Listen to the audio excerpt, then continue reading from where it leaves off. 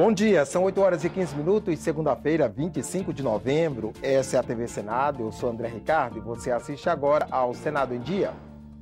O Congresso pode votar hoje projeto que flexibiliza a meta de superávit fiscal. A proposta foi aprovada nesta madrugada pela Comissão de Orçamento. Veja a agenda das comissões para hoje. Líder do PT se defende da acusação de ter sido beneficiado com dinheiro desviado da Petrobras. E TV Senado é a primeira emissora de TV do mundo a disponibilizar ao vivo sua programação múltipla no YouTube.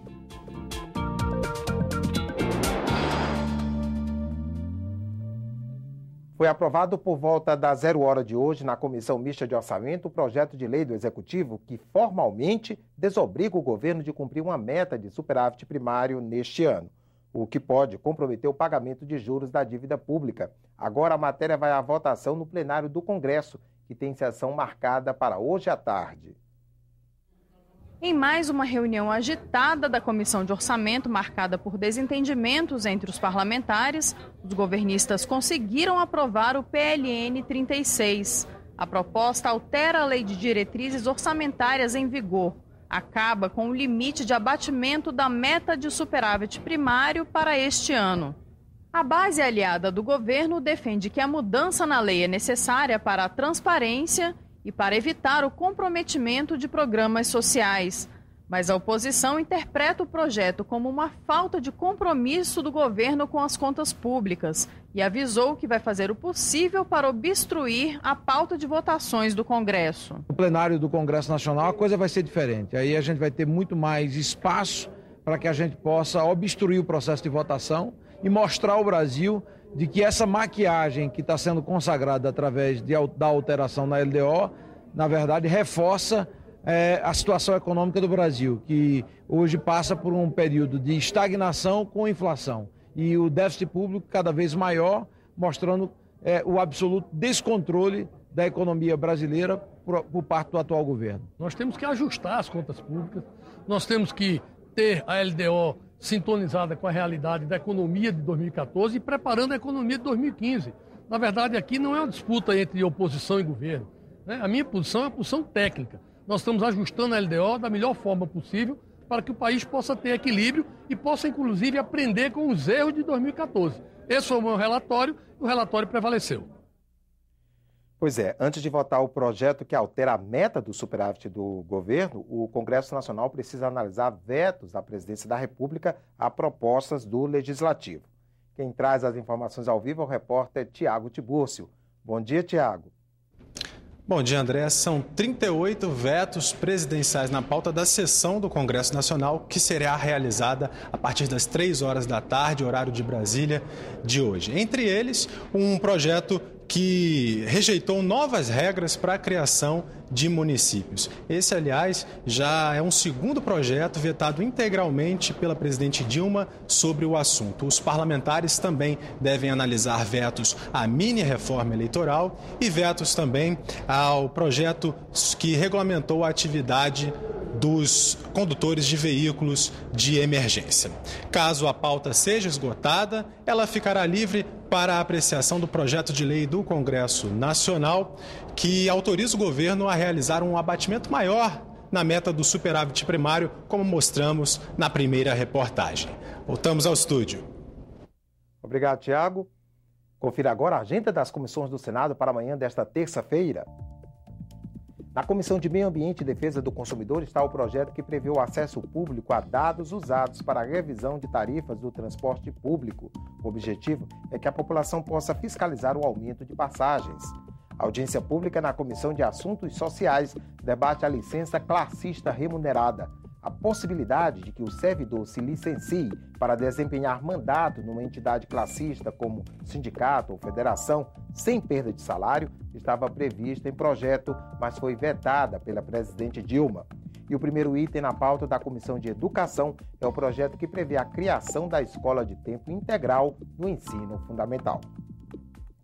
Investimentos feitos em empresas embrionárias, conhecidas como startups, poderão ser deduzidos do imposto de renda. É o que prevê um projeto que está na pauta de hoje da Comissão de Ciência e Tecnologia.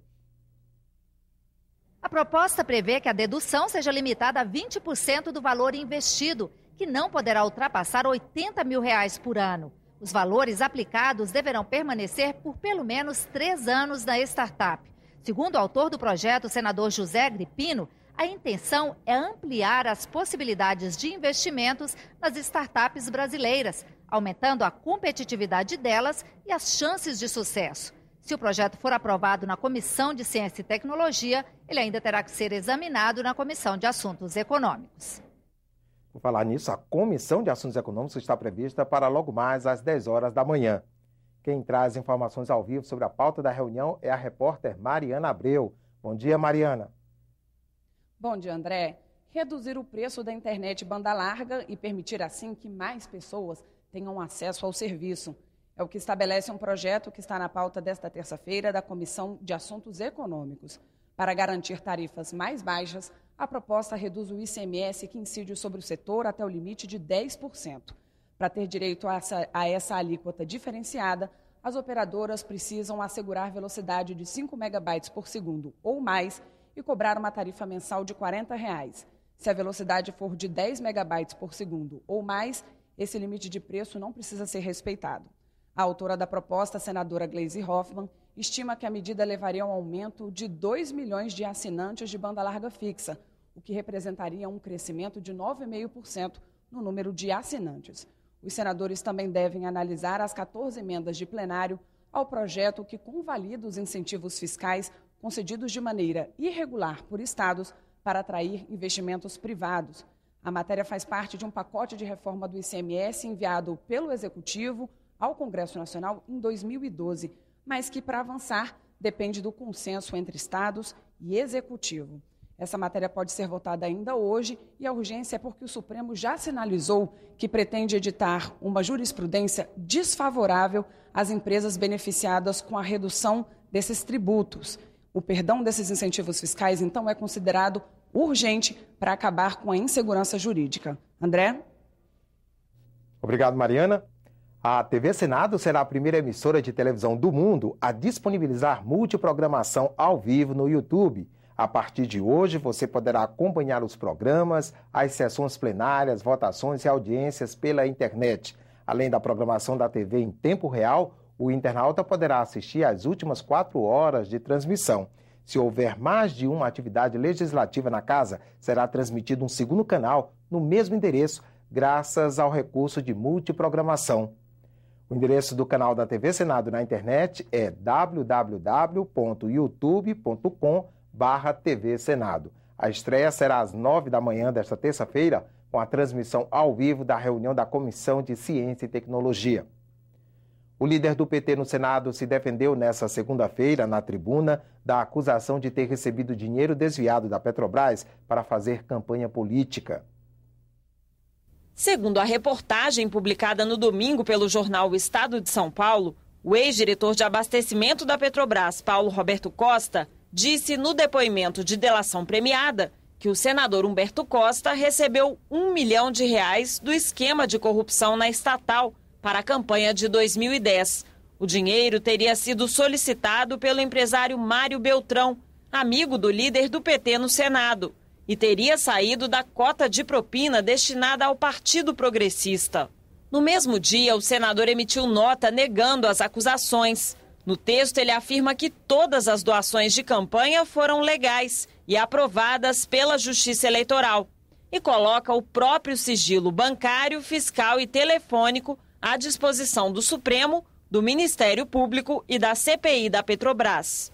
Nesta segunda-feira, o líder do PT subiu à tribuna do plenário para se defender. Conheci o senhor Paulo Roberto em 2004 e minha relação com ele se deu no campo institucional, no processo de implantação da refinaria de petróleo em Pernambuco, do qual participei, assim como vários políticos, empresários e representantes de outros segmentos da sociedade pernambucana o fizeram.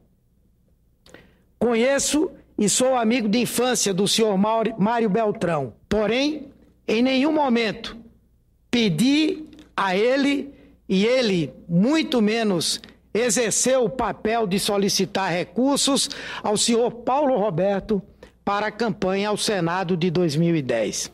Aos jornalistas, o senador Humberto Costa argumentou que a denúncia foi publicada sem provas e que estuda tomar medidas judiciais. Eu tenho que saber se o depoimento existe, se aquilo que foi dito é verdadeiro.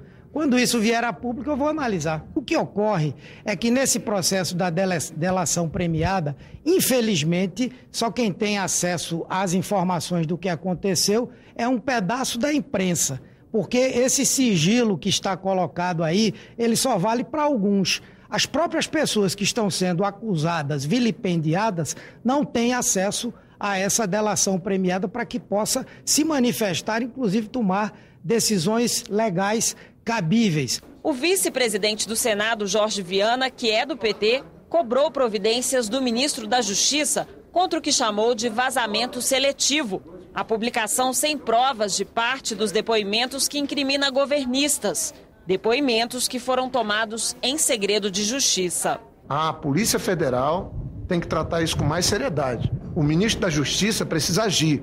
Numa hora dessa, a gente tem que ter um ministro da Justiça forte, que não aceite esse tipo de manipulação de um processo tão importante como esse, que pode ajudar o Brasil a ficar melhor.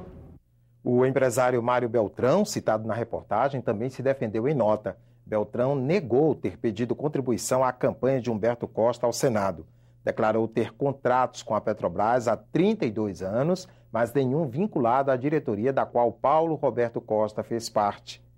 E chegou à CPI mista da Petrobras a autorização judicial para que Paulo Roberto Costa se apresente aos parlamentares. Ele está em prisão domiciliar depois de ter feito o acordo de delação premiada com a Justiça.